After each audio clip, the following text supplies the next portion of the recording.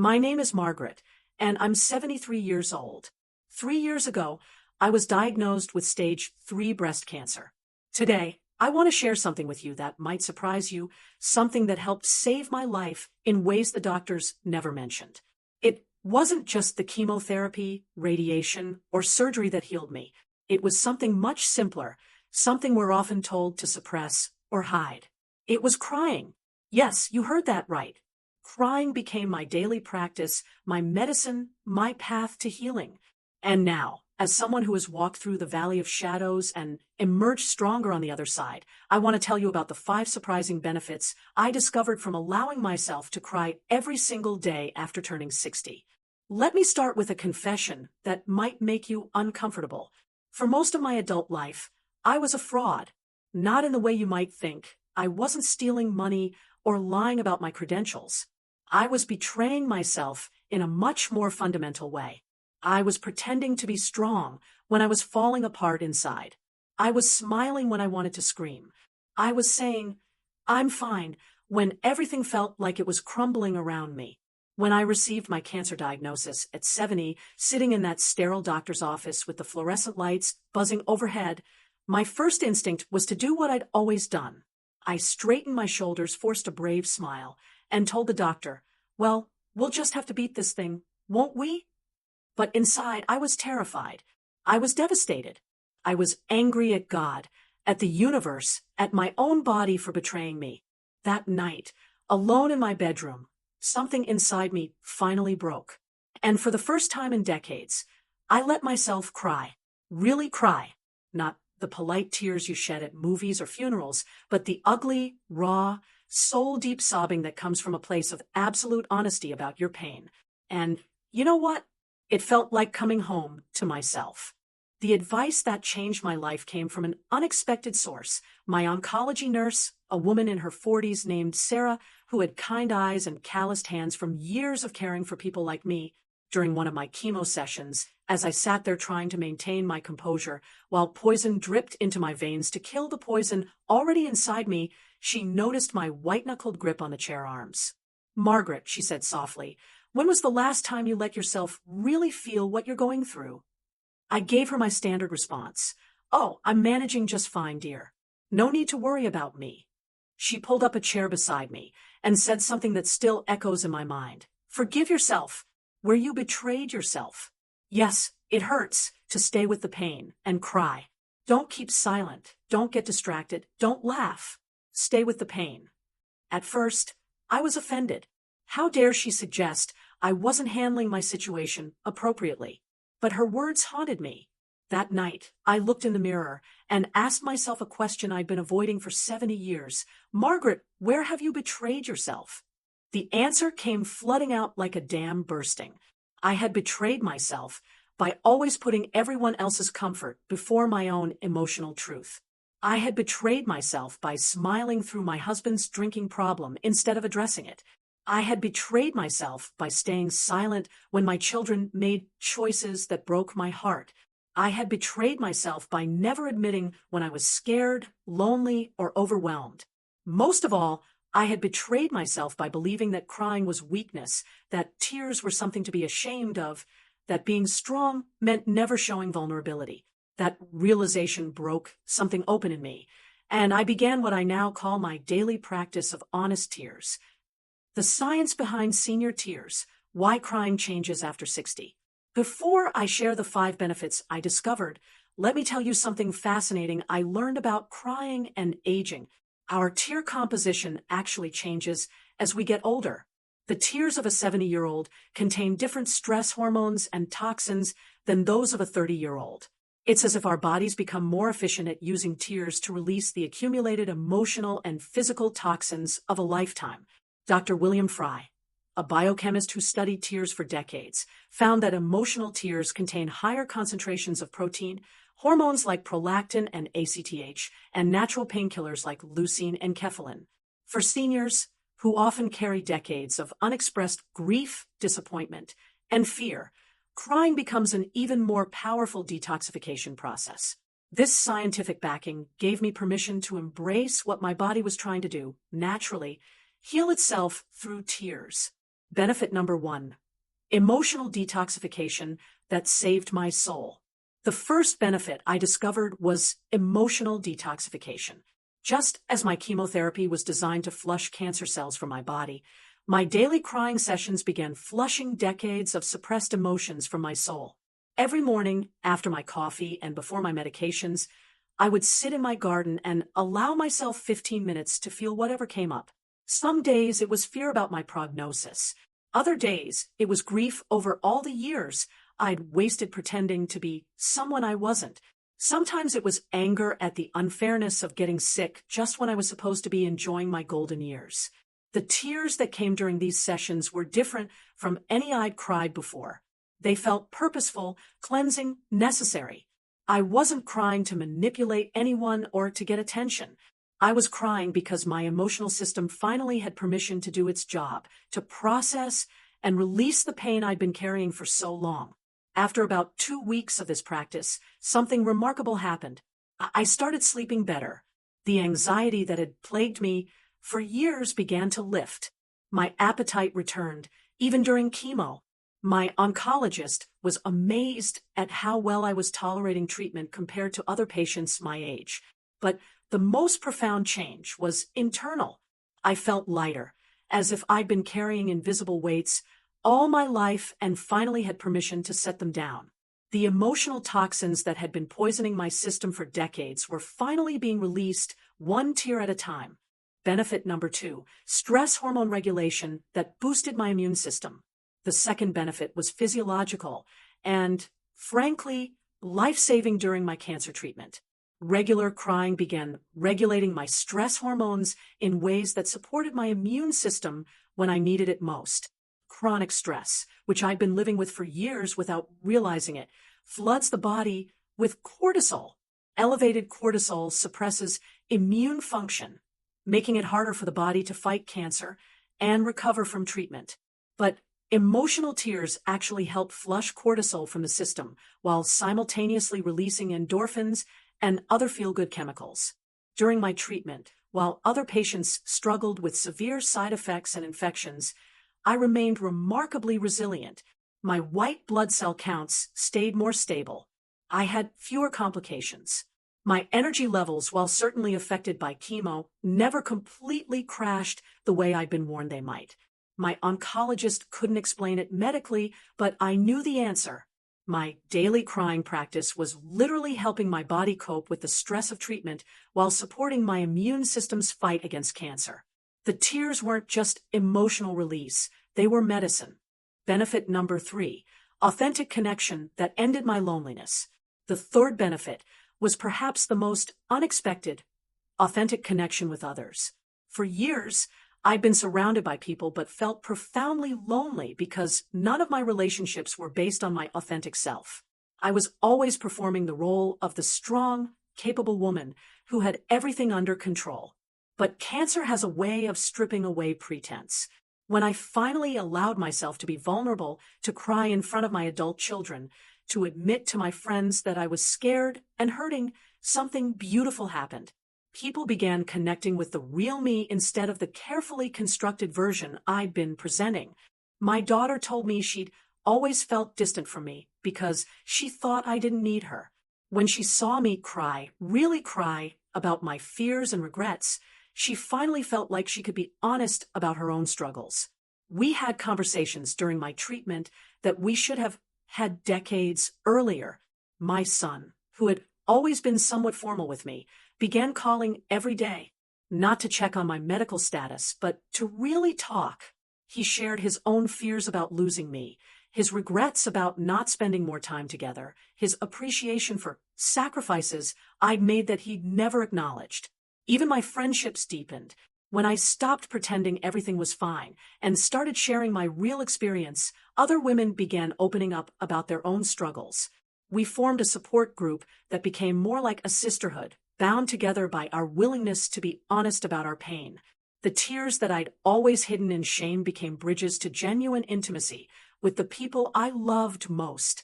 Benefit number 4, spiritual awakening through sacred sadness. The fourth benefit was spiritual, and it caught me completely off guard. I'd always considered myself reasonably religious. I went to church, said my prayers, tried to be a good person.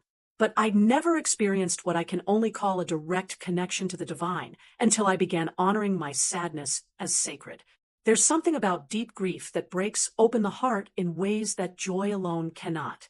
In my darkest moments, sobbing in my garden as the chemotherapy ravaged my body, I felt held by something larger than myself, not rescued from my pain, but held within it as if my suffering was somehow meaningful, purposeful, even holy. I began to understand that tears are prayers in their purest form. They're the soul's most honest communication with whatever force governs this universe. When we cry, we're not just releasing emotion, we're surrendering to the mystery of existence, acknowledging our humanity, admitting our need for grace. During my treatment, I often felt the presence of something loving and eternal, especially during my crying sessions. It wasn't that my prayers were being answered in the way I wanted. I still had cancer. I still had to endure treatment. I still faced uncertainty about my future. But I felt accompanied in a way I'd never experienced when I was trying to be strong. The tears became a form of meditation, a pathway to transcendence, a recognition that my small human suffering was somehow connected to the great web of love and loss that binds all living things together. Benefit number 5. Wisdom integration that transformed my legacy. The fifth and most lasting benefit was what I call wisdom integration. Through my daily practice of honest tears, I began to process not just my current fears about cancer, but a lifetime of experiences that I'd never fully digested. Each crying session became a journey through my past, allowing me to finally grieve losses I'd never properly mourned, to feel the full weight of disappointments I'd minimized, to acknowledge the profound beauty of moments I'd rushed through without appreciation. I cried for the miscarriage I'd had at 35 and never properly grieved because I was too busy trying to conceive again. I cried for my mother's death 15 years earlier, which I'd handled with such efficiency that I never let myself feel the devastating loss of her guidance and love. I cried for dreams I'd abandoned, relationships I'd let slip away, and parts of myself I'd sacrificed to meet other people's expectations. But here's what was remarkable. As I cried for these losses, I also began to understand them. The tears weren't just about sadness, they were about integration. Each session helped me weave the threads of my experience into a coherent narrative that made sense of my life's journey.